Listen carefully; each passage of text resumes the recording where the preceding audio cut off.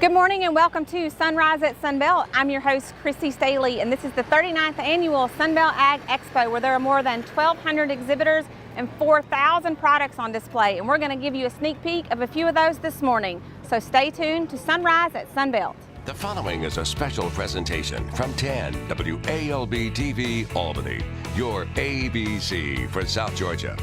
From Spencefield and Moultrie, Georgia, this is Sunrise at Sunbelt. Welcome back to Sunrise at Sunbelt, and joining me now is Dr. Nikki Whitley from Fort Valley State University. And you guys have a lot of different things on display here at the Sunbelt Ag Expo this year. Tell us a little bit about that. So up in our building in the university section, we have lots of information about agriculture, including some aquaculture demonstrations with some aquaponics, which is growing vegetables in water that fish provide the nutrients to grow the vegetables for. We have a cooperative extension and ag engineering technology program involving solar panels and some technologies like drones and using drones for looking at fields and other types of uses for drones. We have the traditional information about sheep and goats. We have some products to show. We have 120 or so milking goats at the dairy there at Fort Valley. We use the milk to produce samples of goat milk soap, and we actually do sell the soap at the store there at the university. We have samples of goat meat because we do have a meat goat herd, primarily Spanish, but some boar cross as well. And then they give away samples of those goat meat products there as well. And when there is meat available, we also sell that at our retail store. We provide services at the university that does include processing and harvest of the animal. You can process your own animal there, or not you process it, but you bring it and the university processes your animal there. And so there are different options available for the university, and some of that is provided in information here on our tables as well as in the university building out front. And again, there's a lot of other things. Our veterinary technology program, we have the only four-year veterinary technology program, degree program in the state, and that program and some of the things that they do there is demonstrated in our building. We have games and things for people to do over there. So here we're at the livestock area, right. the sheep, goat, and equine area. And so you all are doing goat milking demonstrations here Exactly. at the expo. Right, and so this is one of the goats from our herd, and she'll be used in the demonstration. We do them at 9 and 3 o'clock daily. We also have educational events for during the expo. Our schedule this year at 10 o'clock, we have selection, and we do a little hands-on piece after we discuss selection on how to buy, what animals you should buy. Now you mentioned earlier that the goats at the school are mechanically milked. Right. But if you were someone at home considering getting into making goat's milk soap or goat's milk cheese, you could hand milk those goats and produce those products. So that's right. So we're going to try that today. Right. That's why we do this demonstration, is because most people don't have an expensive milking parlor. And so we have this demonstration to show people how to hand milk. These animals are not used to being hand milked. If they're trained, they just jump right on this milking stand. Ours will go on, so they have been used for the fair and here in milking demonstrations. Well, she looks pretty comfortable. So yes, she's very calm. Can we give it a try? Sure. So what we teach people, I've already cleaned her udder, so you want to, especially if you're going to use that milk for food. So if you want to milk your goats and pasteurize the milk and drink it yourself, or make milk or cheese products and things you're going to consume, you definitely want to make sure that you use clean, sterile buckets like this, a stainless steel bucket that you can sterilize. And you also want to make sure that you clean the udder well before you milk her. And we use gloves to make sure that we don't contaminate the milk with our own hands. And then you basically the teat opening runs all the way back up into the udder. And so if you just squeeze, the milk can go squirt right back up into the udder. So I'm going to give it a try. All right, so like I said, I have milked a cow before. Good job. And we have breast milk. So how long would it take to have enough milk to make cheese or soap? So it depends on what stage of milk she's in, how much she's producing. Don't spill my milk.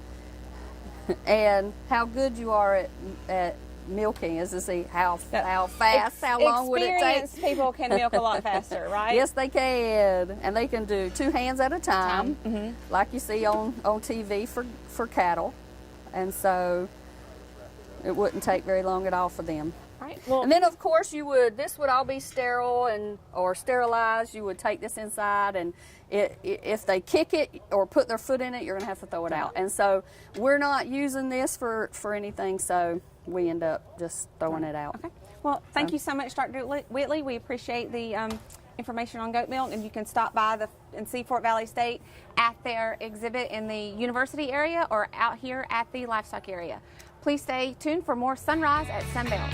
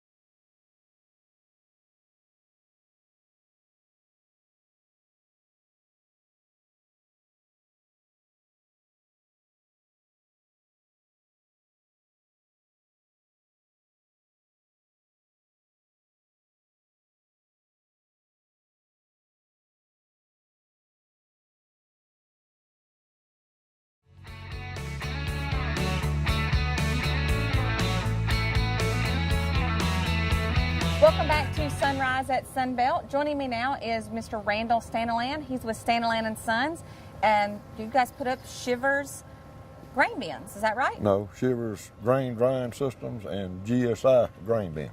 Okay. So tell us a little bit about your display you have here at the expo. Well, what we got here on display right now is a 36-foot GSI bin with a 36-foot twin suite performance system. This drying system is capable of drying up to about 12,500 bushels in a 24-hour period. We've got the command center over behind us here that has the computer controls that controls all the drying process, the fan run time, the heater run time, taking care of the moisture and the temperature of the grain to facilitate drying it and moving it over to a cooling bin. Okay, so what types of commodities do you see stored in these grain bins here in the southeast, Well, like in our area? In storage bins, we store grain sorghum, soybeans, corn, wheat, Here. oats. That's pretty much it for our area. And each one of those products has a different ideal moisture level that has to be obtained? Different drying content and a different point that you set the drying system up to transfer from the dryer to the cooling bin. And so the command center is what's going to measure that? That's right. You set it up for what you want the moisture to be coming out of the dryer, and it'll send it out at that moisture or at an average of what that moisture is. So being this size, how many acres would that facilitate? what size farm? Well, most of our farms down in our area are anywhere from 500 to 1,400 acres, and we can size the dryer to fit the farmer's application.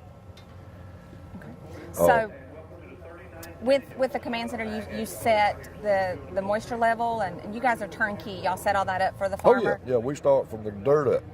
I've got my own electrician. I've got my own band crew. So we come in and build it from the dirt up. We install the shiver drying system. I've got a certified crew that knows how to install the drying system, and I'm on every job from start to finish. Do you guys help the farmers decide what size bin that they need and what type of drying system they That's need, right. depending on? One of the first things we ask them is how much grain they can gather in a day, and then we size the dryer to fit their application.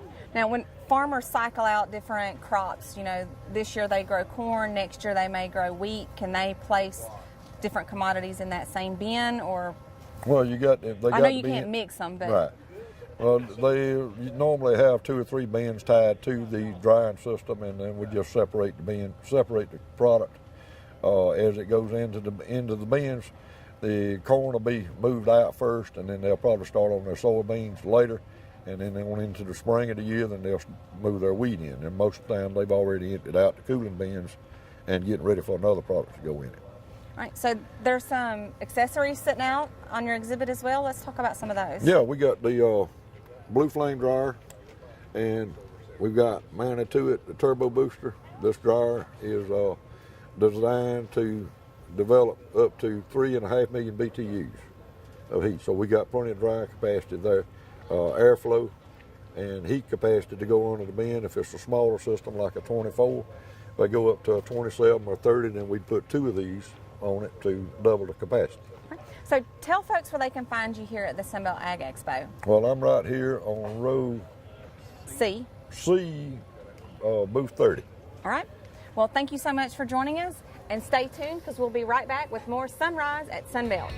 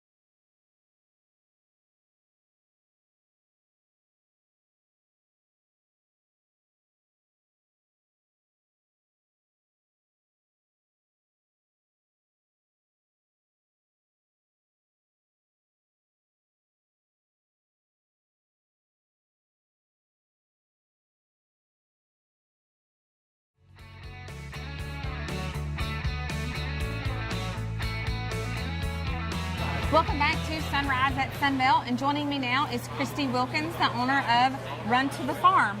That's kind of an interesting farm name. Tell us how that came about. One day my kids and I had gone down the dirt road to the mailbox, and we were checking the mail, and my little one and my son, they took off running up the dirt road back to the house, and it hit me, Run to the Farm. And I went inside and Googled the website to see if that domain was available. It was available, and I said, that's it, that's the name. So that's where Run to the Farm came from. Okay, so your Run to the Farm offers a wide variety of natural skincare and hair care products. Yes, so ma'am. Tell us what you have. We have several different items. We have some lotion that we named Honeybee Healthy. It is made using raw shea butter. It's got raw honey from our beehive in it. It's got aloe leaf gel in it. It's like loaded with nothing but vitamins and minerals. There's no parabens, no toxins, nothing like that in it. A lot of lotions you have to reapply again and again several times throughout the day. With this lotion here, you can put it on one time and you're done. You can wash and scrub your hands, say 5 hours later, and your hands will still feel amazingly soft. And the reason why is because the honey and the raw shea butter, they're both natural humectants, so they really seep deep down into your skin. As where a lot of lotions, you just have to keep reapplying because it doesn't go deep down in the skin. So is this a skincare something that you'd always had an interest in? So how did this idea come about? Well, I've always had a heart for holistic, natural stuff. I've always loved making my own stuff. My son wanted to be a beekeeper, so at the age of 9, we went through the bee school. He told me, he said, "Mom, I want to be a beekeeper." So I was like, well, let's do research and find out how to become a beekeeper. So I contacted the National Honey Board, and I called them on the phone and I said, look, I have a 9-year-old that wants to be a beekeeper. What do you recommend me doing from here? And they sent out a huge care package to our home. And my son just was overwhelmed with it. It set him on fire. The son I'm talking about is not here with us today. His name is Dalton. This is his older brother, Dustin. Okay. And so he's our beekeeper. So we started doing honey and selling honey to friends in schools and, family. And at that time, I was making my own skincare stuff at home, just playing around. I started off just doing a little bit of baking soda, a little bit of honey, a little bit of cinnamon, making my own little face scrubs and stuff. And then one day I made our sugar scrub, which is this scrub right here. And I had it in a jar in the bathtub. And my son was like, "Ooh, Mama, that smells good. Can I eat it?" I'm like, "You better not eat that sugar scrub." Well, needless to say, the sugar scrub was disappearing. And it was gone. So I had taken out a shower, went in the kitchen to make more, and got sidetracked and did not put it back in the bathroom. Well, later that night, my husband had came in from the farm, and he was taking a shower, and he hollers, "Hey, come here." And I just knew that he wanted a towel or something. Needless to say, he was asking me, "Where did that scrub stuff go that was in here?" And I was like, "Oh my gosh, you're the one using this?" He's like, "Yeah, I love it. It cleans my hands, and my skin feels good afterwards." It all started there. After that, I started doing some schooling, just different classes, trying to understand formulation, high-end ingredients, anti-aging ingredients, essential oils, and we started making our stuff. In addition to the skincare products, you have clothing, you have hats and T-shirts, and Yes, your son. ma'am.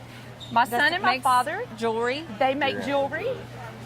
We use the different antlers and stuff that he hunts and kills and sheds that he finds, and my son and my father, they make all the jewelry.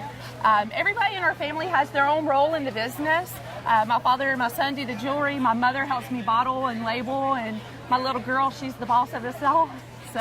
So real quick, today's the last day of the expo. So if folks don't get a chance to come by and sample your products, they can be found in stores across South Georgia, and I'm sure on the internet. So tell That's us right. where you can be found. Okay, we do wholesale and retail. We are in Albany, Georgia. We're in Levy and Company, Ivy's Outdoors, in the Light Day Spa. We're in Steel Pond Vineyards in Arlington, Georgia. We're in Linens and Pearls in Camilla, Georgia. We're in Levy and Company in Thomasville. And our newest store is Blue Hazel out of Blakely, Georgia. We're also online at www.runtothefarm.com, and we do a lot of online sales as well. You can find Run to the Farm here in the Family Living Building here at the Sunbelt Ag Expo. Stay tuned for more Sunrise at Sunbelt.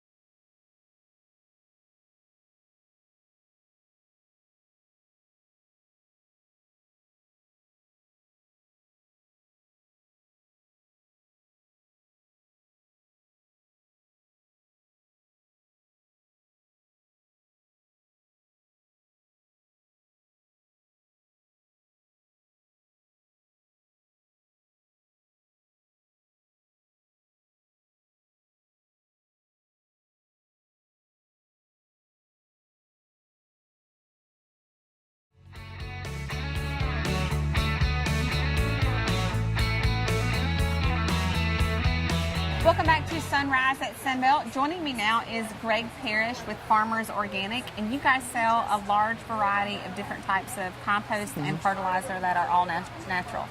So I asked you earlier when we were talking, what's the difference between organic dirt and regular dirt? And you said, well, we don't sell dirt. So That's right. Tell us what you do, Dillian. We don't sell dirt, but we sell a large variety of compost soils, fertilizers, everything the home gardener or row cropper would need.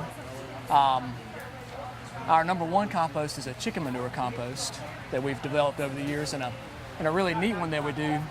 It's kind of local to this area. It's called high cotton compost, and it's made from every part of the cotton plant after the ginning process, and we age it for 3 to 5 years to ensure there's no chemicals, herbicides, pesticides, or anything like that in it. So it's a pretty neat product. So organic is a buzzword that's been around for many years now, and like I said, what's the difference between regular dirt and organic dirt? So what's the difference between traditional fertilizer and the products that you offer? Well, with our products, especially if you've got a family, kids, pets, if organic is something you really don't care about, that's okay with our stuff because it's all good quality products, and it's also pet and kid friendly, and it works. So how do you know what product you need for your backyard garden or for your farm operation? Well, first, you need to be aware of what your plant's requirements are as far as fertility, their moisture requirements, but you also need to be aware of the quality of your soil, the land that you're going to be planting in, and you really need to have a soil test done before you start applying fertilizers and composts. You were telling me about a product that's made from coconuts. So what application would that be used for? We have a product called Coco Core, and it's a byproduct from harvesting coconuts, and you'd use that in place of peat or in an area where you need a sterile planting medium. You would have to amend it with another compost or fertilizer to get fertility out of it. And a lot of your big companies like Miracle-Gro Scotts are moving towards using this in their soil mixes. I also see that you have a variety of liquid fertilizers and something that's you said that was used a lot with golf courses and sod farms. That's right, and people's yards. We call it Nitro Organic. It's our own locally produced version of Milorganite.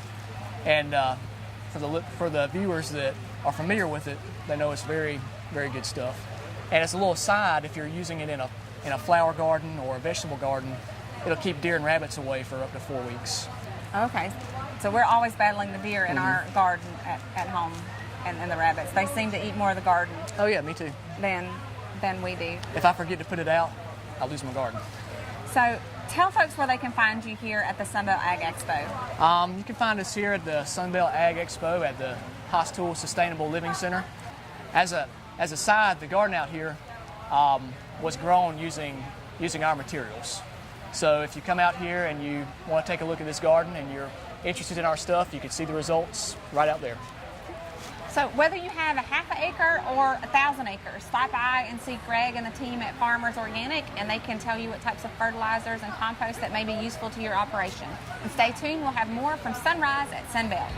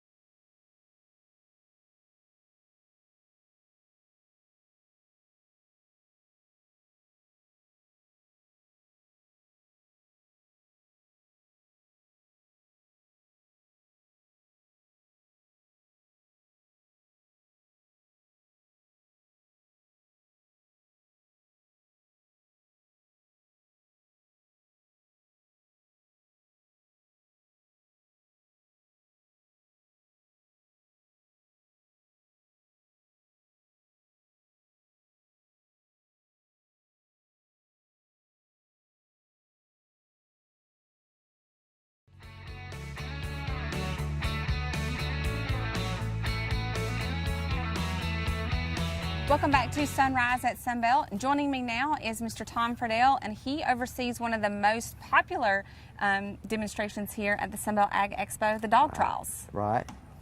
And one thing I've noticed since we've been here watching this morning, that you have a lot of women handlers. We do. We have.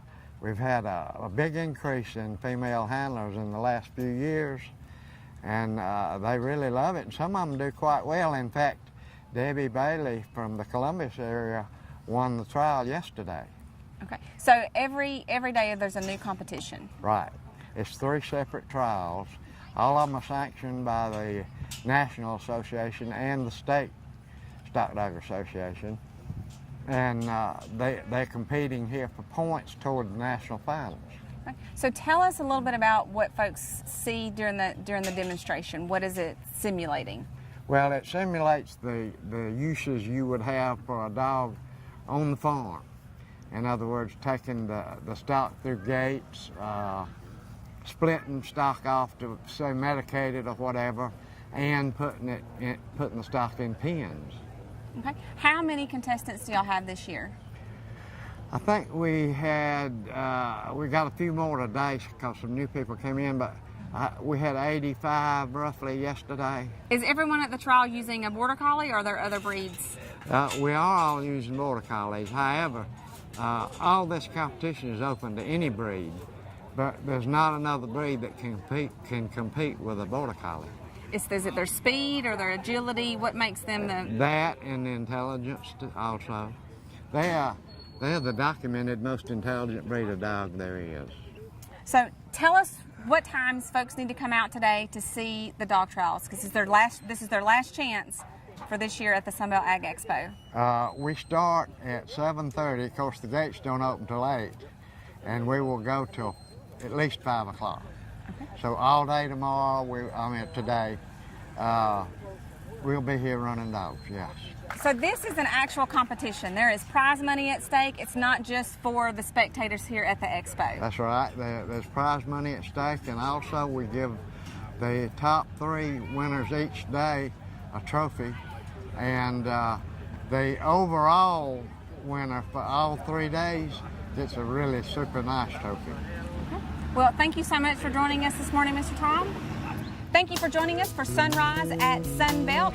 You need to make plans to head on out to the expo this morning. The gates open at 8:30 and they close a little earlier than normal at 4. You don't want to miss the 39th Annual Sunbelt Ag Expo in Moultrie.